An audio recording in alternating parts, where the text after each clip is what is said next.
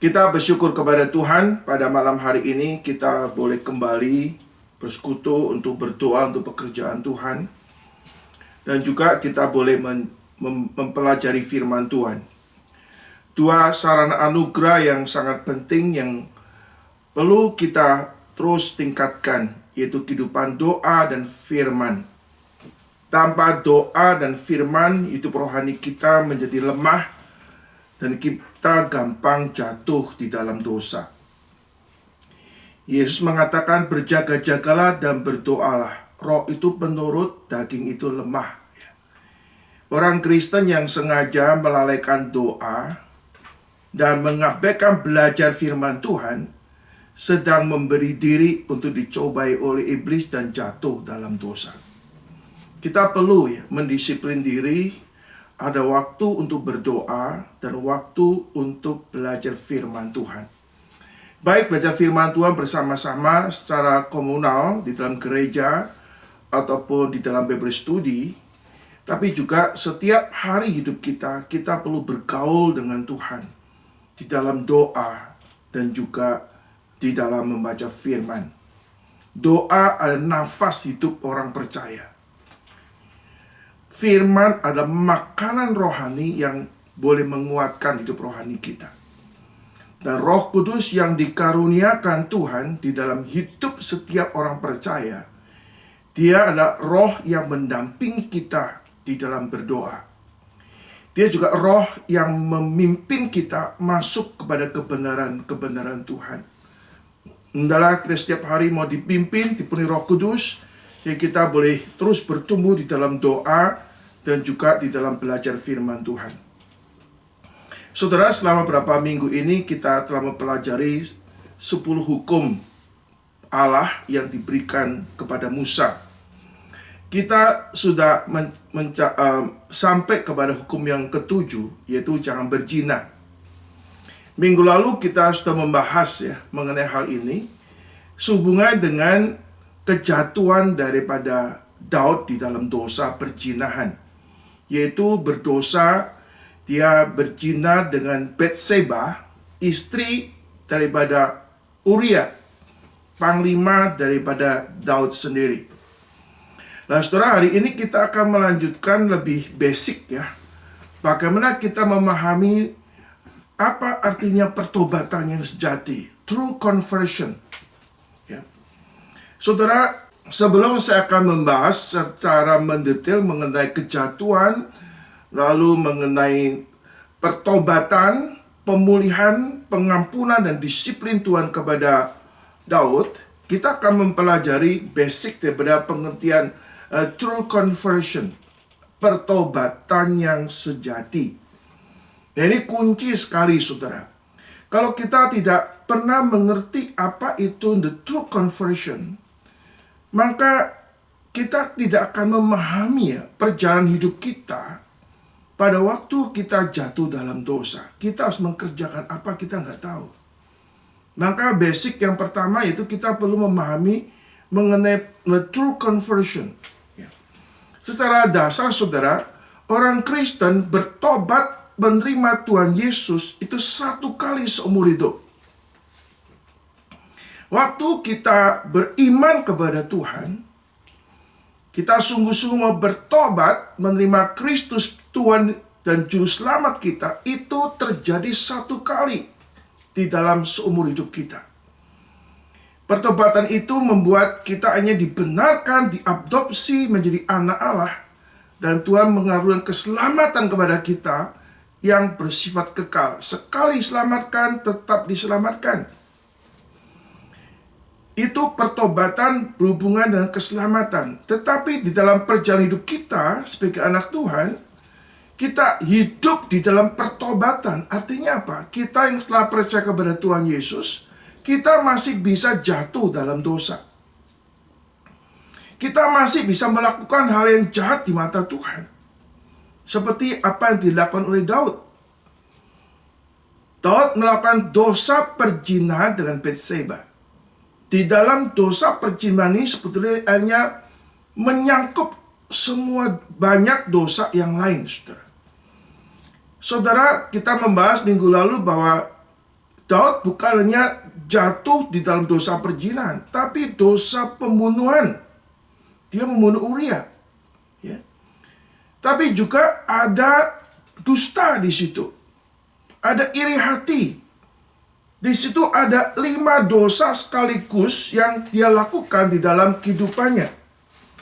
Dari hukum pertama, hukum ke-6, ke-5, 6, 7, 8, 9, 10. Dari dosa membunuh, dosa berzina, dosa mencuri istri orang lain, dosa di dalam berdusta, ada tipu muslihat, dan juga dosa menginginin istri orang lain, saudara.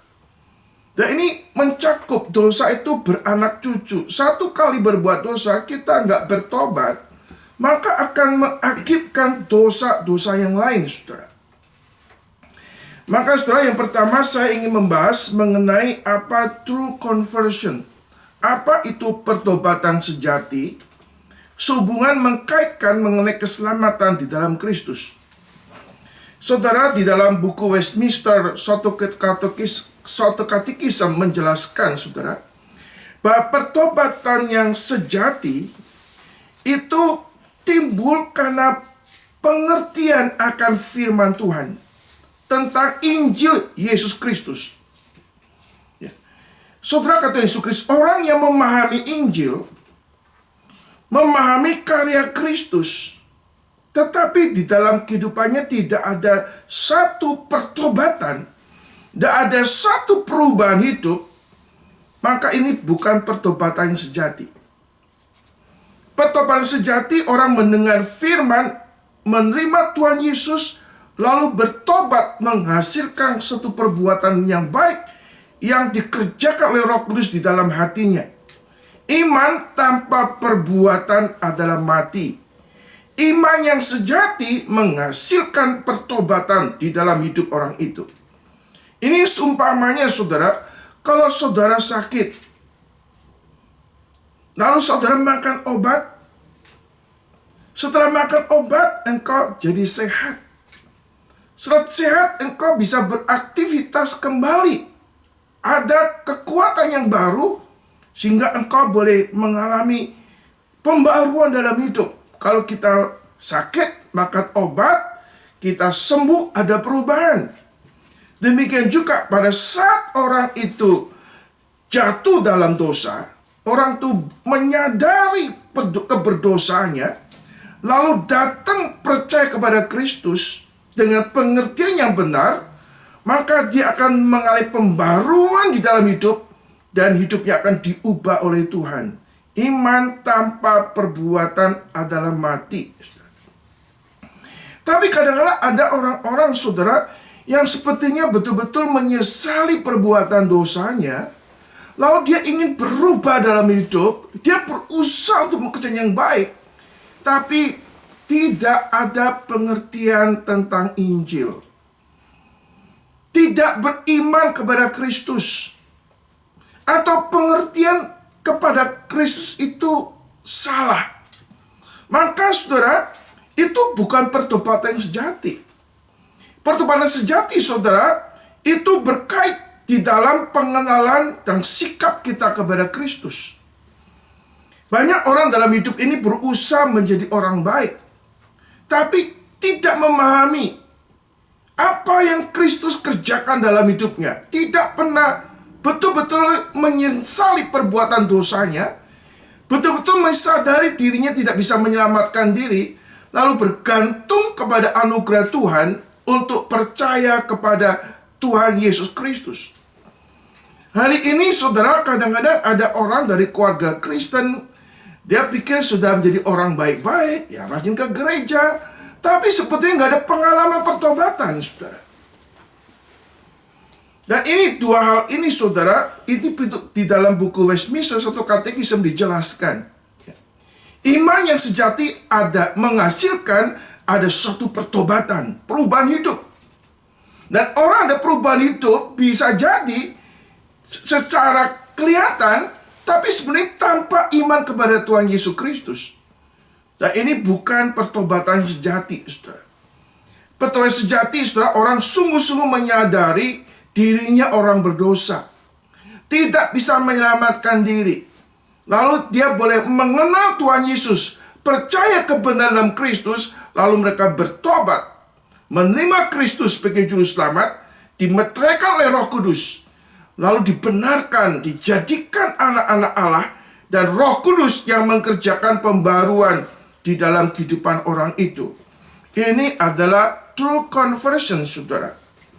Lalu setelah kita menjadi anak Tuhan, saudara, kita masih bisa jatuh dalam dosa. Tapi kita seperti sudah dilahirkan baru, kita sudah didiami Roh Kudus, kita orang Kristen bisa tidak berbuat dosa. Tapi kita juga berpotensi untuk berbuat dosa. Dan itu yang membuat dalam hidup kita boleh mengalami pergumulan, saudara. Kita sadar kita orang yang masih berdarah daging. Kita masih bisa dicobai, kita masih bisa jatuh dalam dosa. Tapi sekaligus, saudara, Tuhan sudah memberikan sarana anugerah yang akan menguatkan kita bisa tidak jatuh dalam dosa.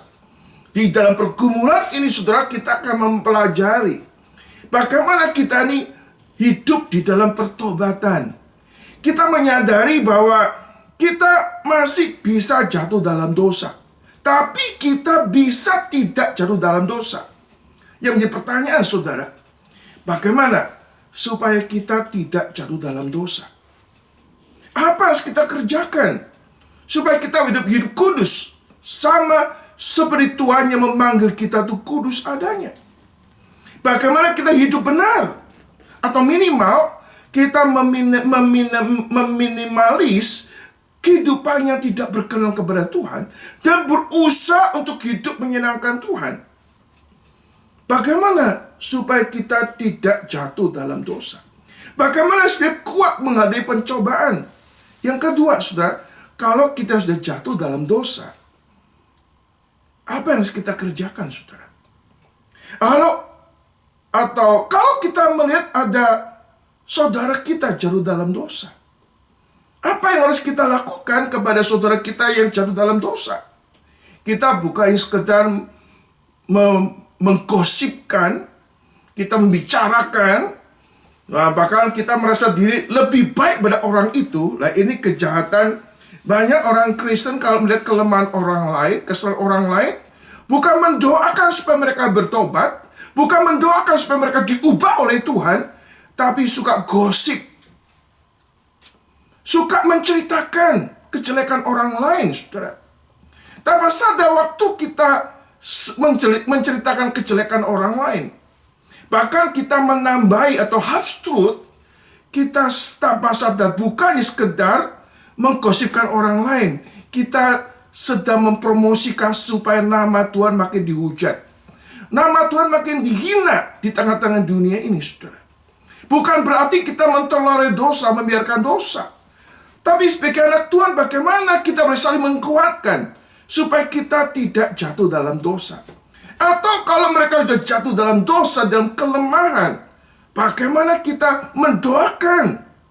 Kalau ada kesempatan kita menasihatin atau menegur, bukan tidak dengan bangga menceritakan kejelekan orang lain, dosa orang lain, merasa diri paling suci, paling baik, dan ada kepuasan kalau sedang menceritakan orang lain, saudara. Ini kejahatannya di dalam kehidupan orang percaya, suka membicarakan orang lain, saudara. Saudara, kita melihat di dalam bagian ini, saudara, bagaimana kita ini mau hidup berkenan kepada Tuhan. Bagaimana supaya kita nggak jatuh dalam dosa. Dan apa yang harus kita lakukan, apa yang Tuhan mau lakukan kalau kita jatuh dalam dosa. Saudara, kita akan kembali baca bagian yang kita sudah bahas, tapi kita membaca lagi lebih teliti 2 Samuel pasal ke-12 ayat 1 sampai 14. Nah, sebelumnya saya akan membacakan 2 Samuel pasal 11 ayat 26 sampai dengan ayat yang ke-27.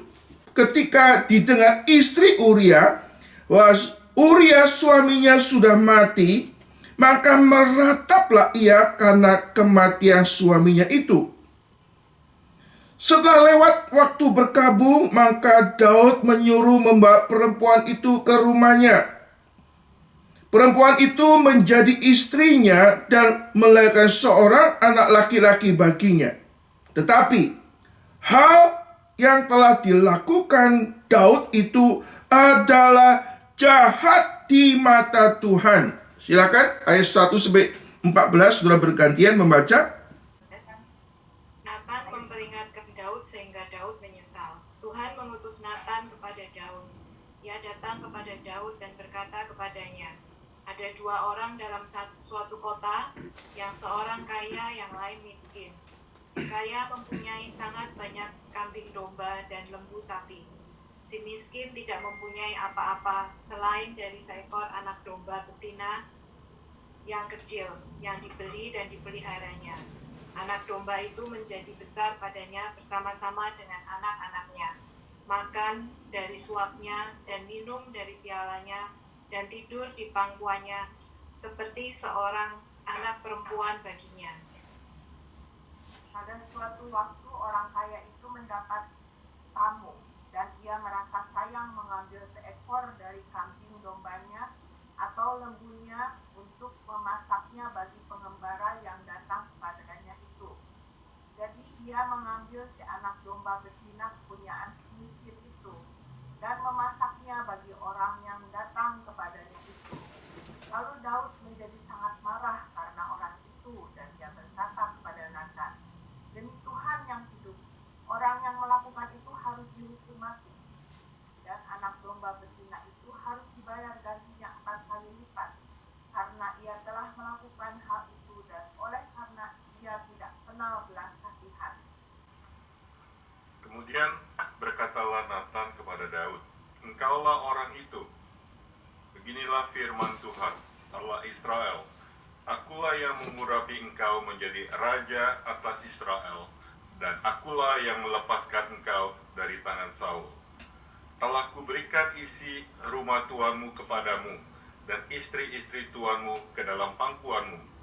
Aku telah memberikan kepadamu kaum Israel dan Yehuda. Dan seandainya itu belum cukup, tentu kutambah lagi ini dan itu kepadamu. Mengapa engkau menghina Tuhan dengan melakukan apa yang jahat di matanya? Uria, orang Het itu, kau biarkan ditewaskan dengan pedang. Istrinya kau ambil menjadi istrimu, dan dia sendiri telah kau biarkan dibunuh oleh pedang Bani Amon. Oleh sebab itu, pedang tidak akan menyingkir dari keturunanmu sampai selamanya. Karena engkau telah menghina aku dan mengambil istri Uria, orang Het itu, untuk menjadi istrimu. Beginilah firman Tuhan, bahwasanya malapetaka akan kutimpakan ke atasmu yang datang dari kaum keluargamu sendiri. Aku akan mengambil istri-istrimu di depan matamu dan memberikannya kepada orang lain. Orang itu akan tidur dengan istri-istrimu di siang hari, sebab engkau telah melakukannya secara bersembunyi. Tetapi aku akan melakukan hal itu di depan seluruh Israel secara terang-terangan. Lalu berkatalah Daud kepada Nathan, aku sudah berdosa kepada Tuhan. Dan Nathan berkata kepada Daud, Tuhan telah menjauhkan dosamu. Engkau tidak akan mati. Walaupun demikian, engkau dengan perbuatan ini telah sangat menista Tuhan. Pastilah anak yang lahir bagimu itu akan mati. Saudara, kita melihat kejatuhan daripada Daud, saudara. Kita mengetahui dalam pasal 11, kita mendapat suatu kisah bagaimana proses Daud itu mengalami kejatuhan. Saudara, kita mengetahui di dalam pasal 11 itu dikatakan, saya bacakan ayat yang pertama, di sini katakan, Pada pergantian tahun pada waktu itu raja-raja biasanya maju berperang. Maka Daud menyuruh Yoab maju beserta orang-orangnya ke seluruh orang Israel dan seluruh orang Israel. Mereka memusnahkan Bani Ammon dan mengepung kota Raba, sedang Daud sendiri tinggal di Yerusalem. Sekali peristiwa pada waktu petang ketika Daud bangun dari pembaringannya, lalu ia berjalan-jalan di atas soto istana, tampaklah kepadanya dari atas soto itu seorang perempuan yang sedang mandi. Perempuan itu sangat elok rupanya. Lalu Daud menyuruh orang bertanya tentang perempuan itu, dan orang berkata, itu adalah Batseba binti Eliam, istri Uria orang Het itu. Sesudah itu Daud menyuruh orang mengambil dia. Perempuan itu datang kepadanya lalu tidur dengan dia. Perempuan itu baru selesai membersihkan diri dari kenajisannya. Kemudian pulanglah perempuan itu ke rumahnya, lalu mengandunglah perempuan itu, dan disuruhnyalah orang memberitahukan kepada Daud sehingga ia mengandung. Saudara, ini terjadi pada waktu Daud di dalam kesendiriannya. Saudara, pada waktu itu orang-orang pria, khususnya tentara Daud dan para panglimanya sedang berperang, saudara. Tapi Daud sebagai seorang raja, dia tidak terlibat di dalam peperangan ini. Ini suatu sikap yang tidak benar. Harusnya dia memimpin peperangan, tapi dia tidak melakukan itu. Dia tinggal di Yerusalem.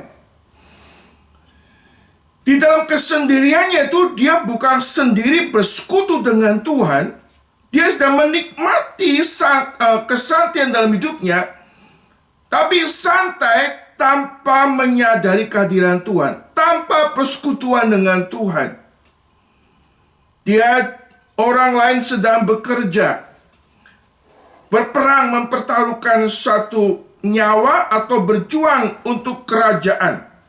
Tapi Daud tidak bekerja, saudara. Santai, dia menikmati hidup, tapi menikmati hidup di luar Tuhan, di luar pimpinan Tuhan, di luar pengaturan Tuhan. Saudara, kita melihat, saudara, orang banyak berbuat dosa itu waktu libur. Waktu nggak ada kerjaan macam-macam. Godaan datang di situ, saudara. Saudara, di dalam hidup kita sebagai anak Tuhan, kita jangan santai. Hidup itu peperangan rohani.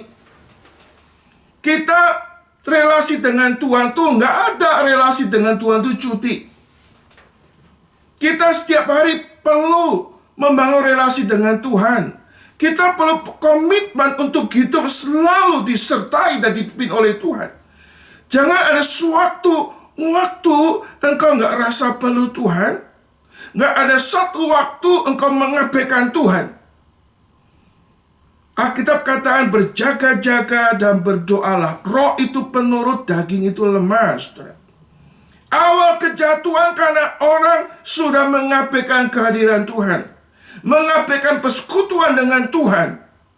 Kita manusia berdaging, kita orang berdosa, kita ada orang fragile, lemah, kita rentang.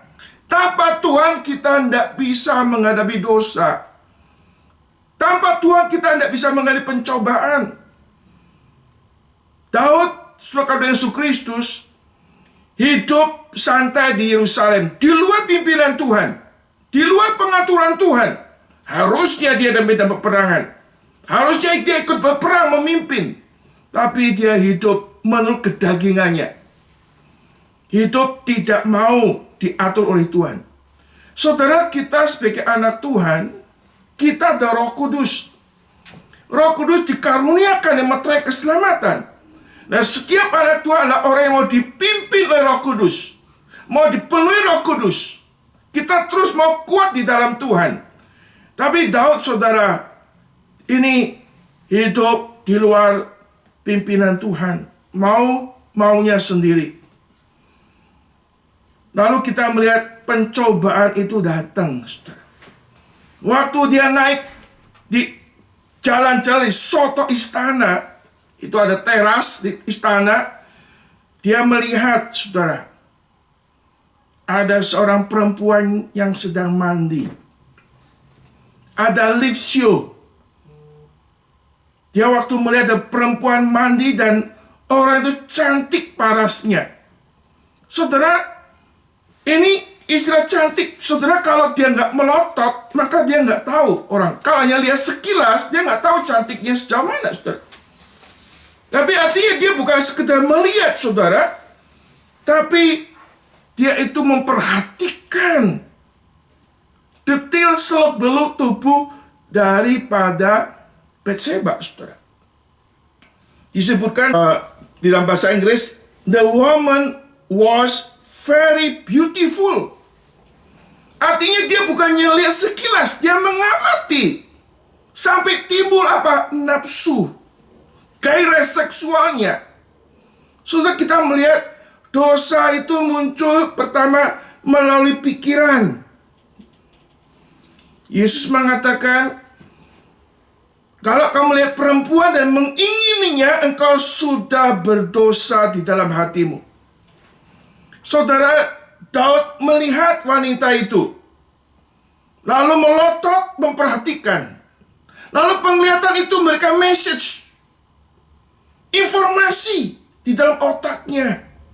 Wow, it's very beautiful. Lalu dia mulai memahami, lalu itu menggerakkan gairah kedagingannya itu.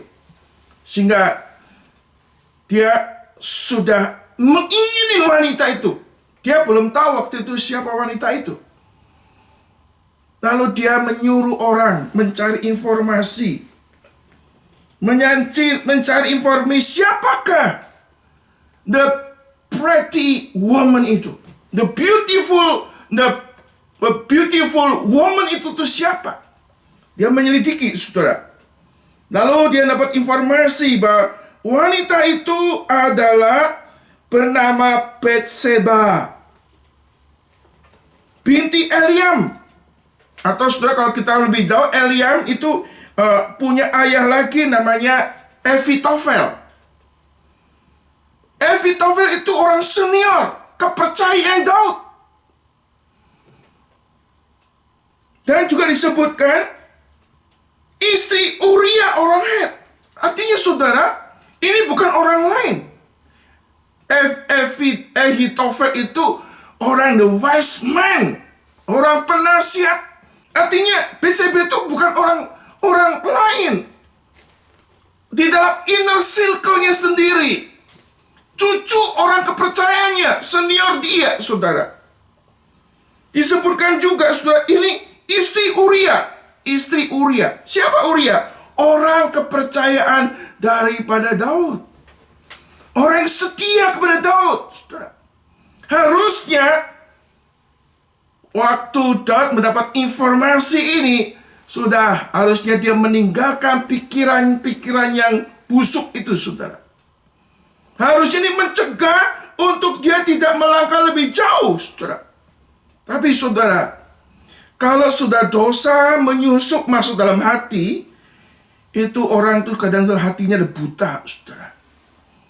Hati-hati, jagalah hatimu dengan penuh kewaspadaan.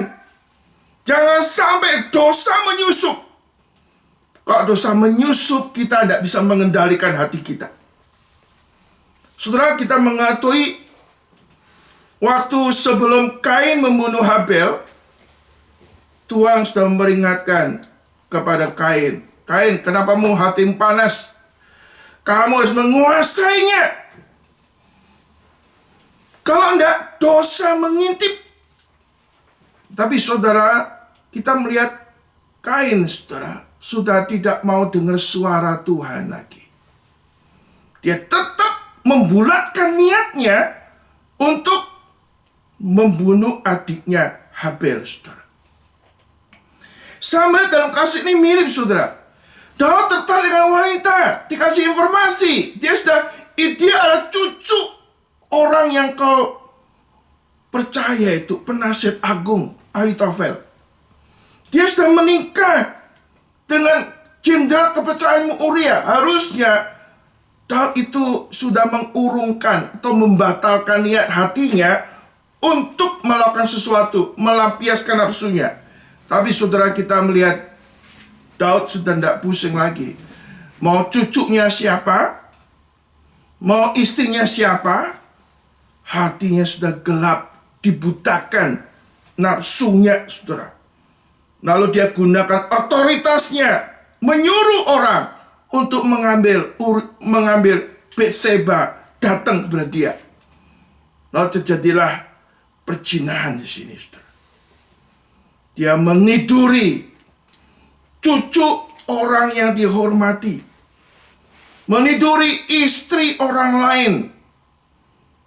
Saudara, kata Yesus, dan terjadi sampai Batseba itu mengandung, saudara. Saudara, ini suatu skandal yang luar biasa sekali. Ini yang terjadi bukan orang biasa, saudara. Daud,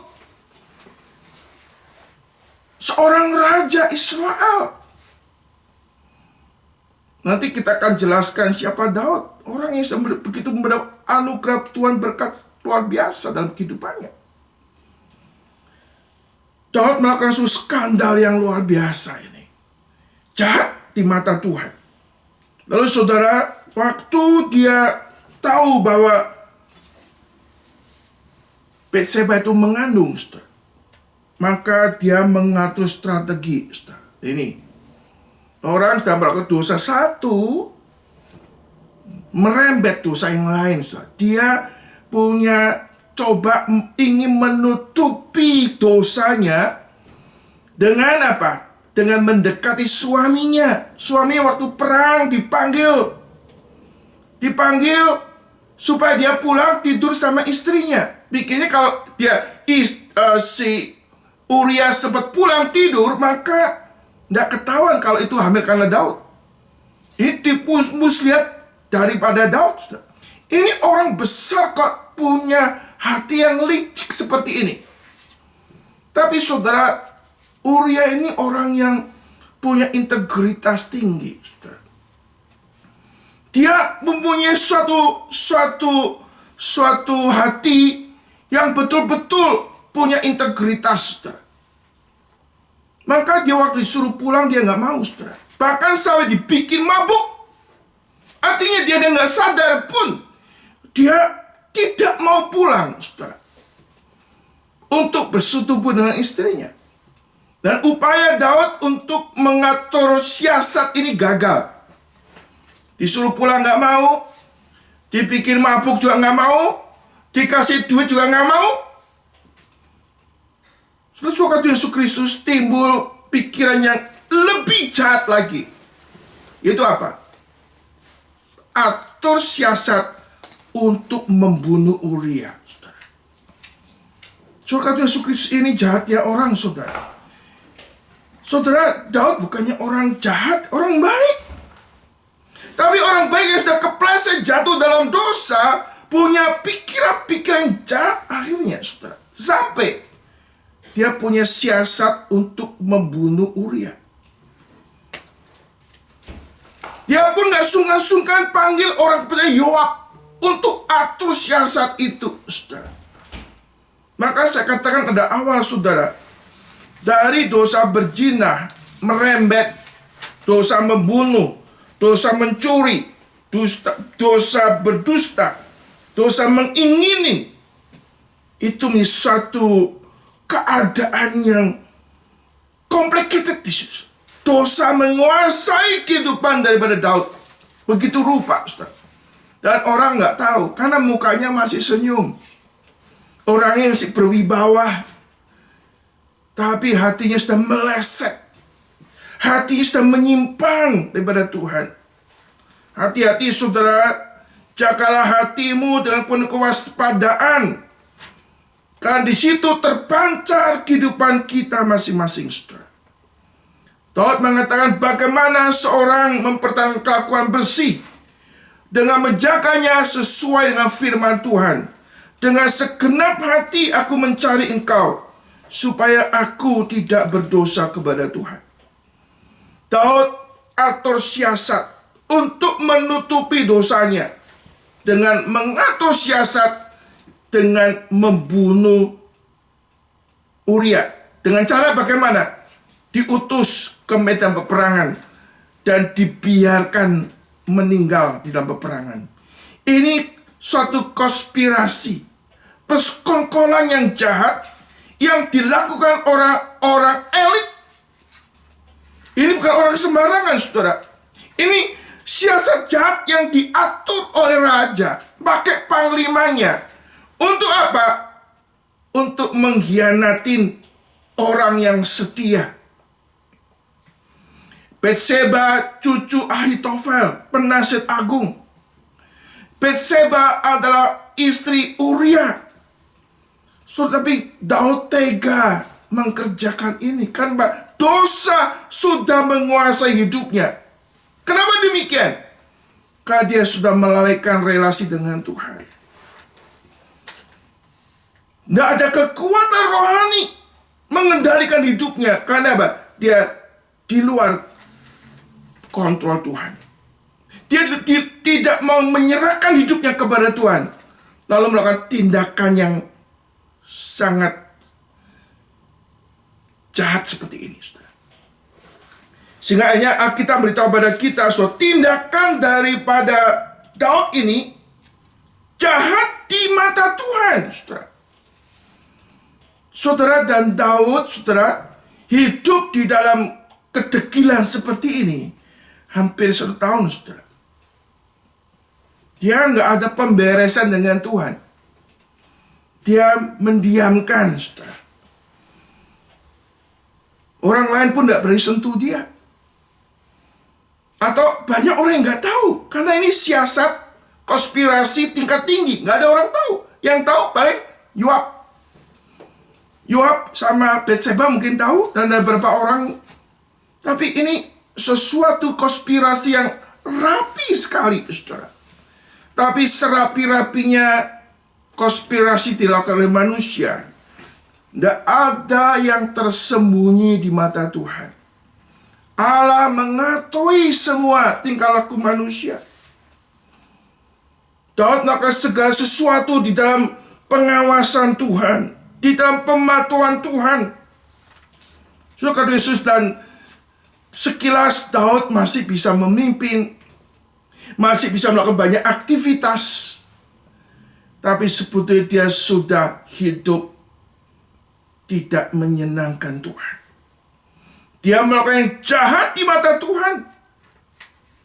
Saudara, kita 1 tahun kehidupan lewat, saudara.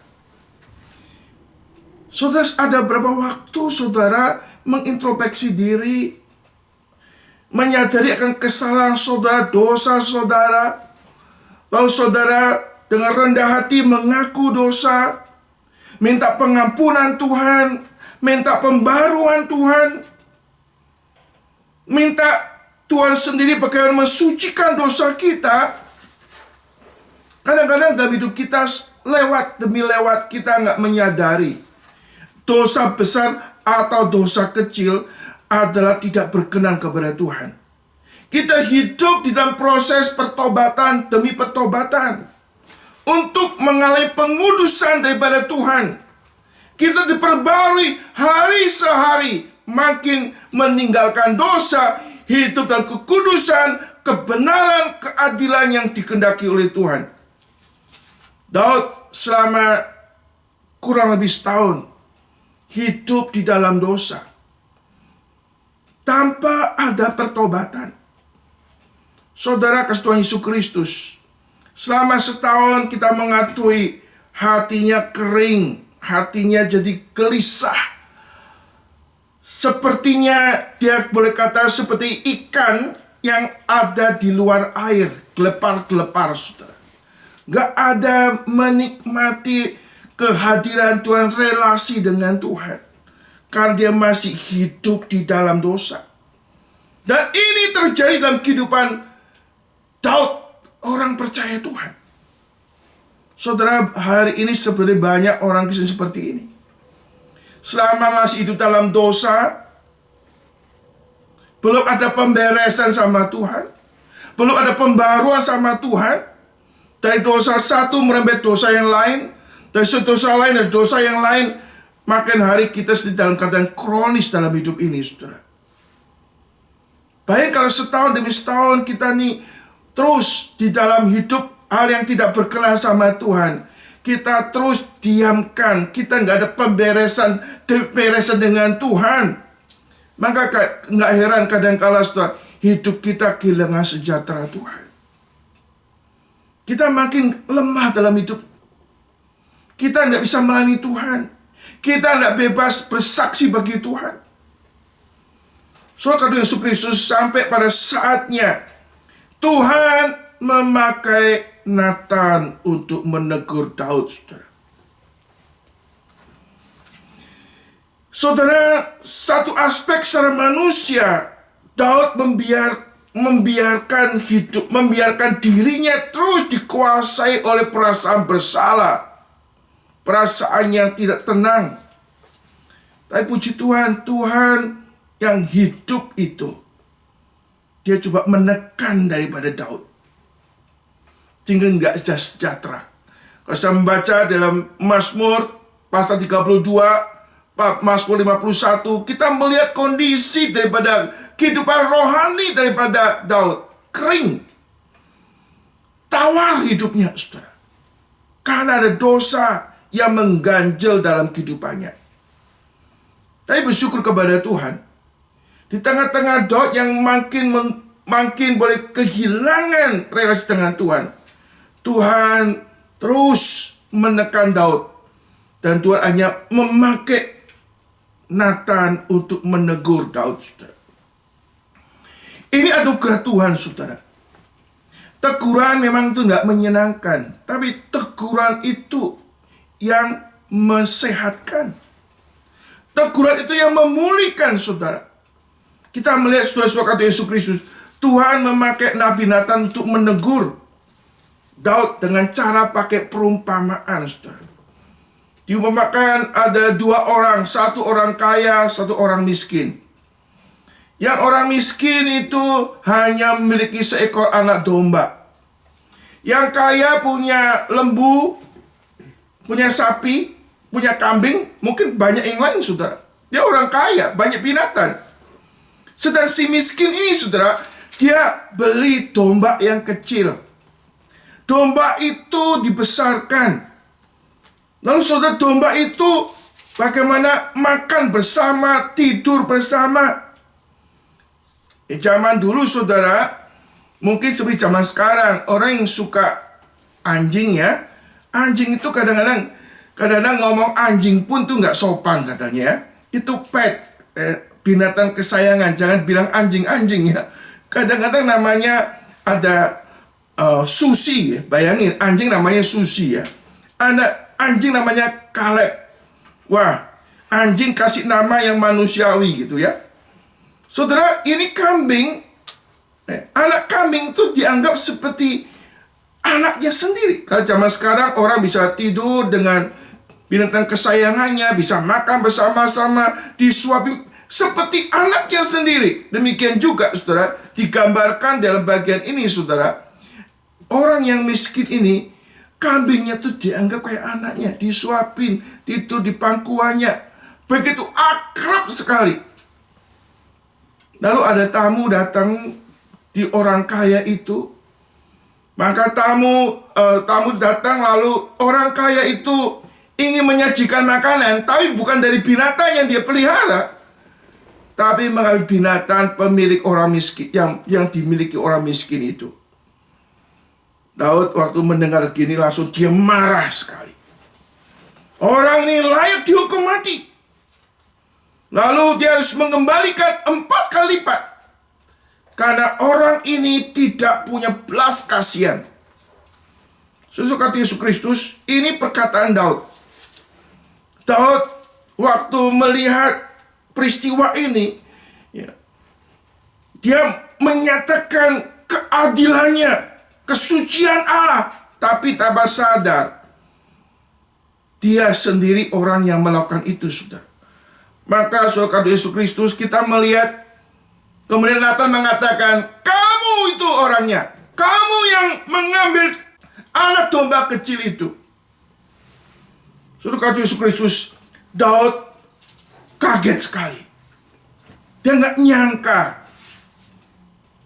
peristiwa itu terjadi, saudara. Ditegur, saudara. Kamu itu. Kamu yang lagi yang mati. Saudara Yesus Kristus, teguran ini tidak gampang, saudara. Orang ditegur tidak langsung bisa mau terima. Aku salah. Ya. Saudara Yesus Kristus, Nathan lalu kasih tahu, kamu tuh sudah mengambil istri Uria. Ya, disebutkan di sini. Mengapa engkau menghina Tuhan dengan melakukan apa yang jahat di mata Tuhan? Uria orang Het itu kau biarkan tewas dengan pedang. Istrinya kau ambil menjadi istrimu, dan engkau sendiri telah kau biarkan dia dibunuh oleh pedang Bani Amon. Saudara kasih Tuhan Yesus Kristus, Nathan memberitahu, kamu orang yang gak punya belas kasihan itu. Kamu mengambil istri orang, kamu bunuh suaminya. Kamu telah melakukan apa yang jahat di mata Tuhan. Engkau telah menghina Tuhan. Engkau telah menista nama Tuhan. Ini teguran-teguran yang bertubi-tubi di dalam diri Daud, saudara. Saudara, kadang-kadang kita double standar. Kita gampang menegur orang lain yang berbuat salah, saudara. Tanpa sadar kadang-kala, saudara, kita melakukan dosa yang lebih besar daripada orang lain, saudara. Alkitab katakan kita kadang melihat selumbar benang di muka saudara kita. Balok di muka kita itu tidak kita lihat, saudara. Daud begitu gampang menghakimin orang seperti itu. Tapi Nathan mengatakan, kamu orang itu. Saudara, Daud kalau menggunakan kekuasaan sebagai seorang raja, wah ini bahaya nih. Nathan mengatui peristiwa ini. Kalau Daud kembali melangkah satu langkah lagi, ingin membungkam mulut Nathan atau bunuh Nathan, sudah, dia tidak ada kesempatan untuk bertobat. Saudara, puji Tuhan, saudara, kita melihat Daud boleh mengatakan, aku sudah berdosa kepada Tuhan. Wah, ini teguran yang tajam, ya, yang pasti telinga nggak enak didengar. Kalau Daud sendiri nggak mau menyadari ini, wah ini bahaya sekali, saudara. Tapi kita melihat Daud orang yang mau ditegur oleh Tuhan. Bahkan mengatakan, aku telah berbuat dosa kepada Tuhan. Saudara, kita berzina, kita membunuh, kita mencuri, kita menginginkan orang lain, kita berdusta, kita akan melakukan sesuatu yang merugikan manusia. Ini hubungan dengan manusia. Tapi hukum ini terikat dengan hukum Allah. Pada waktu kita melanggar hukum Allah, kita sedang berdosa kepada Tuhan. Terlebih lagi, Daud ini orang yang dikasihi oleh Tuhan.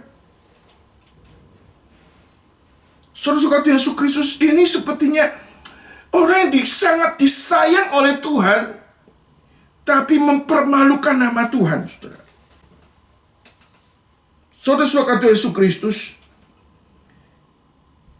Daud melakukan kesalahan yang sangat fatal sekali ini. Tapi puji syukur kepada Tuhan, Daud bisa mengatakan, aku telah berdosa di depan Tuhan. Saudara, saya teringat dengan peristiwa daripada yang namanya Saul, saudara. Saul juga melakukan dosa. Tapi waktu ditegur oleh Tuhan, melalui Samuel, saudara, Saul tetap mau mencari hormat bagi diri sendiri. Dia tidak mau mengaku aku telah berdosa di depan Tuhan. Tapi dia tetap tidak mau namanya itu, ingin dipelihara namanya di muka rakyat orang Israel, di muka tua-tua. Istilah dia tetap jaga gengsi. Tidak mau mengaku salah. Ingin namanya terus dipelihara sebagai orang yang baik. Dia tidak mau mengaku dosa. Dia mau bertobat. beda dengan Daud, saudara. Daud mau mengaku dosa, merendahkan diri depan Tuhan. Dan ini suatu hal yang indah, saudara, di dalam kehidupan Daud, saudara. Dia waktu ditegur, dia mau terima teguran itu. Bahkan dia mau terima konsekuensi daripada akibat perbuatannya. Saudara, waktu Daud ditegur oleh Nabi Nathan, Daud sadar segala kesalahannya. Waktu ditegur dia menyesal. Waktu ditegur dia salah. Lalu saudara, dia merendahkan diri minta pengampunan Tuhan. Saudara, Tuhan mengampuni, saudara. Bahkan Tuhan mengatakan, Nabi Nathan, aku tidak menghukum engkau mati. Kita melihat masih ada belas kasihan Tuhan, saudara. Daud nggak dihukum mati oleh Tuhan. Kalau Tuhan matiin gampang, saudara. Bahkan Tuhan mengampuni dia. Saudara, kita melihat satu bagian penting sekali. Waktu kita ini berbuat dosa, kita ditegur oleh firman. Tegur oleh firman itu macam-macam. Kadang-kadang firman Tuhan menegur kita melalui waktu kita hari Minggu. Ada firman yang menegur kita. Atau melalui Bible study. Atau saat teduh. Berbagai macam cara Tuhan bisa menegur kita. Apa kita available ditegur oleh Tuhan? Atau kita orang teachable, mau belajar dari Tuhan. Itu dikoreksi oleh Tuhan. Lalu kita boleh menerima pengampunan Tuhan. Dan kita boleh punya relasi yang beres sama Tuhan. Ini penting sekali. Saya maksud penting di sini, saudara. Dosa itu yang paling serius membuat relasi dengan Tuhan itu terputus. Atau relasi dengan Tuhan itu terhambat. Saudara, waktu kita sudah bertobat terima Tuhan Yesus, Kristus sudah mendamaikan kita dengan Allah. Dan hubungan kita yang dulu terputus, sekarang didamaikan. Setelah kita percaya kepada Tuhan, kita waktu berbuat dosa, kita nggak putus lagi. Keselamatan itu kekal adanya. Kita terikat dalam covenant dengan Tuhan. Covenant yang kekal. Waktu kita berbuat dosa, perbuatan dosa kita tidak pernah membuat kita kehilangan keselamatan. Kan Tuhan memberikan hidup kekal itu sekali dan selama-lamanya. Tetapi dosa membuat hubungan kita ini terhambat dengan Tuhan. Maka pada waktu kita bertobat, kita mengaku dosa, kita dipulihkan, kita boleh punya relasi dengan Tuhan. Daud demikian juga, saudara. Waktu dia mengaku dosa, dia bertobat mengaku dosa, dia boleh berelasi lagi dengan Tuhan. Saudara Yesus Kristus, waktu berelasi dengan Tuhan bukan berarti konsekuensi dosa kemudian sudah tidak ada lagi. Tidak. Konsekuensi dosa tetap harus Daud terima. Lalu apa hubungan Tuhan? Kan sudah mengampuni. Tuhan sudah mengampuni, harusnya kan akibat dosa nggak perlu lagi, kan sudah beres. Memang saudara, di dalam pertobatan kita pertama betul. Waktu kita mengaku dosa, bertobat, Kristus telah mati untuk menanggung dosa-dosa kita. Kita tidak harus memikul dosa-dosa kita lagi. Karena Kristus telah menanggungnya di atas kayu salib. Tapi setelah kita percaya kepada Tuhan, kita pengikut Kristus. Kalau kita berbuat dosa, ada konsekuensi yang kita terima. Tapi bukan berarti lalu kita akan dibuang ke neraka, tidak. Tetapi ada disiplin Tuhan. Maka Alkitab katakan, jangan anggap enteng didikan Tuhan. Jangan putus asa jika engkau diperingatkan. Karena Tuhan menghajar orang dikasihinya. Waktu kita dihajar oleh Tuhan, lalu kita melawan Tuhan, kita nggak puas sama Tuhan, maka kita makin hari akan berat dalam hidup ini. Saudara, kita melihat waktu-waktu Kain telah berbuat dosa. Setelah diperingatkan Tuhan, supaya dia bisa mengendalikan perasaannya, tidak terus ingin membunuh adiknya, tapi dia terus mengkeraskan hati hanya membunuh Habil, saudara. Setelah dia melakukan itu, apa yang terjadi, saudara? Dia seumur hidup harus menjadi pelarian pengembara, saudara. Dia hidup jauh dari persekutuan dengan Tuhan. Waktu kita berbuat dosa, kita ditegur, kita nggak bertobat, kita terus mau membenarkan diri, maka kita hidup seperti orang pelarian, pengembara. Kita nggak menikmati kehadiran penyertaan Tuhan. Sebaliknya, waktu kita ditegur, kita bertobat, bertobat sungguh-sungguh di depan Tuhan, walaupun konsekuensi dosa kita terima, tapi Tuhan akan menguatkan kita untuk menghadapi situasi itu, saudara. Saudara-saudara Tuhan Yesus Kristus, kita melihat, saudara, Daud harus terima konsekuensi akibatnya. Maka di sini, saudara Tuhan Yesus Kristus, Tuhan menyampaikan apa yang harus diterima oleh Daud, saudara. Maka di sini, oleh sebab itu pedang tidak akan menyingkir dari keturunanmu sampai selamanya. Karena engkau telah menghina aku, mengambil istri Uria, orang Het itu, untuk menjadi istrimu. Beginilah firman Tuhan bahwasanya malapetaka akan kutimpakan ke atasmu, yang datang dari kaum keluargamu sendiri. Aku akan mengambil istri-istrimu di depan matamu dan memberikannya kepada orang lain. Orang itu akan tidur dengan istri-istrimu di siang hari, sebab engkau telah melakukannya secara tersembunyi. Tetapi aku akan melakukannya hal itu di seluruh Israel secara terang-terangan. Saudara-saudara Tuhan Yesus Kristus, Daud mengatakan orang itu layak dihukum mati, harus mengganti 4 kali lipat. Saudara, ini terjadi dalam kehidupan Daud, saudara. 4 kali lipat Daud membunuh Uria, maka saudara terjadi kematian. Ada 4 orang yang mati di dalam keluarga Daud sendiri. Yang pertama, anak yang pertama dikandung oleh Batseba, sakit, harus mengalami kematian.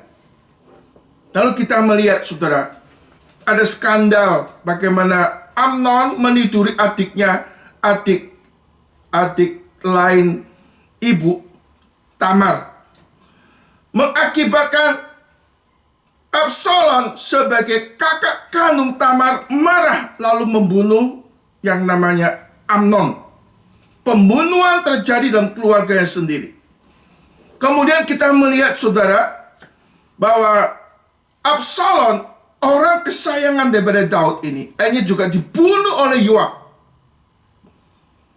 Kemudian ada namanya Adonia, juga anak Daud, mengalami kematian, dibunuh, saudara. 4 kali lipat. 3 anaknya mati dalam pembunuhan, saudara. Saudara, ini hal yang mengerikan. Dosa itu akibatnya serius, saudara. Lalu kita melihat, karena kau dulu diam-diam meniduri istri Uria, maka istri-istrimu ditiduri oleh orang lain, bahkan dilihat oleh seluruh orang Israel. Itu terjadi, saudara. Yang lebih celaka lagi, yang meniduri itu anak kesayangan Daud yang ingin mengkudeta anaknya, yaitu Absalom, saudara. Banyak hal yang tragis terjadi dalam kehidupan Daud, saudara. Ini menyatakan akibat dosa itu serius, saudara. Sisi lain, saudara, kita melihat bahwa Daud seumur hidup harus dikejar-kejar. Begitu banyak masalah, banyak pergumulan. Kenapa? Konsekuensi dosa yang dia lakukan, saudara. Kenapa hal ini terjadi, saudara? Ini sebagai wujud disiplin Tuhan, saudara. Ini bukan hanya Daud yang mengalami penderitaan, seluruh keluarganya punya dampak akibat perzinahan yang Daud lakukan ini, saudara. Saudara, waktu terjadi dosa perzinahan bukan hanya sekedar orang itu sendiri terima hukuman Tuhan. Efek daripada akibat ini, seluruh keluarga besar daripada Daud harus mengalami banyak begitu tragedi, saudara. Maka kalau kita melihat konsekuensi dosa itu benar serius, maka kita perlu menjaga hidup kudus sedemikian rupa. Jangan anggap remeh dosa. Jangan kita menghina nama Tuhan. Jangan kita menista nama Tuhan. Artinya saudara, sekaligus saudara, bahwa Daud itu tanpa sadar sudah melanggar hampir semua 10 hukum Allah. Tidak menghormati Tuhan dan tidak menghormati sama manusia. Artinya Daud sudah kehilangan arah hidup yang ditentukan oleh Tuhan. Nggak ada hormat kepada Tuhan, nggak ada hormat kepada sesama manusia. Saudara, apakah nilai hidup ini, saudara? Kita sebagai anak Tuhan dipanggil untuk mengasihi Tuhan dengan segenap hati kita, menghormati Tuhan dengan segenap hati kita, mengasihi sesama, menghormati sesama dengan segenap hati kita, seperti itu Tuhan. Tapi Daud telah menista nama Tuhan. Daud telah menghina nama Tuhan, yang bertampak keluarganya harus menanggung semua aib yang dia harus alami, saudara. Saudara-saudara Tuhan Yesus Kristus, Daud diampuni oleh Tuhan. Daud tidak sampai dibuang seperti Saul, tapi disiplin Tuhan harus ditegaskan di sini, saudara. Aspek lain kita melihat di dalam disiplin Tuhan masih ada pemeliharaan Tuhan. Sehingga di tengah-tengah begitu macam pergumulan, Daud masih bisa mengatakan, Tuhan gembalaku yang baik.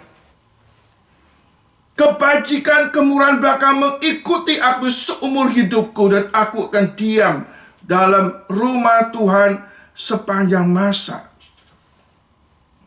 Saudara, saya akan kesimpulkan, saudara, bagaimana supaya kita tidak berbuat dosa. Kita harus lalu membangun relasi dengan Tuhan. Jangan abaikan kehidupan doa. Jangan abaikan kau belajar firman Tuhan. Waktu firman Tuhan menegur kita, kita available mau ditegur. Kita mau teachable, terima teguran Tuhan, supaya hidup kita boleh dipulihkan oleh Tuhan. Kiranya Tuhan menolong saudara dan saya. Kita perlu berjaga-jaga supaya kita tidak jatuh dalam dosa. Seandainya kita jatuh dalam dosa, lalu ada orang menegur, kita mau bertobat, kita mengaku dosa, kita minta pengampunan Tuhan, dan kita mau terima konsekuensi logis yang harus kita terima. Minta menyerah hidup kita kepada Tuhan. Tuhan menguatkan kita supaya kita boleh bangkit untuk hidup kembali, untuk menyenangkan Tuhan. Kita tidak diikat oleh dosa masa lalu. Kita tidak diikat oleh kelemahan-kelemahan kita yang mempengaruhi hari depan hidup kita. Sebaliknya kita minta pengampunan Tuhan. Kita minta disucikan oleh Tuhan. Kita minta diperbarui oleh Tuhan. Dan kita menyongsong hari depan kita hanya bersandar kepada anugerah Tuhan. Daud, setelah dia ditegur oleh Nabi Nathan, dia boleh bertobat. Dia boleh menerima pengampunan dosa dari Tuhan. Dia siap untuk menerima konsekuensi yang ditetapkan Tuhan. Dan Tuhan terus menopang dia, memelihara dia, sampai dia bertemu dengan Tuhan. Di dalam Kristus, kita telah dibenarkan, dijadikan anak-anak Allah. Kita mampu untuk tidak berbuat dosa dengan pertolongan Tuhan. Tapi kita bisa jatuh dalam dosa. Mari kita belajar merendahkan diri depan Tuhan. Kita mau hidup kudus, minta kekuatan Tuhan. Kita harus menjaga hidup kita, supaya jangan sampai nama Tuhan dicela, nama Tuhan dihina. Tapi sekaligus kalau kita sampai kita jatuh dalam dosa, kita harus kembali kepada Tuhan. Tuhan mau mengampuni kita, memulihkan kita supaya kita boleh hidup bagi kemuliaan Dia. Seperti Daud dipulihkan oleh Tuhan, Dia pun ingin memulihkan kita. Seperti Daud bisa melewati konsekuensi logis yang ditanggung. Tuhan pun berjanji melalui Roh yang Kudus menguatkan kita untuk menghadapi tanggung jawab hidup yang harus kita lewati bersama dengan Tuhan. Kiranya Tuhan memberkati firman-Nya dan menguatkan kita semua.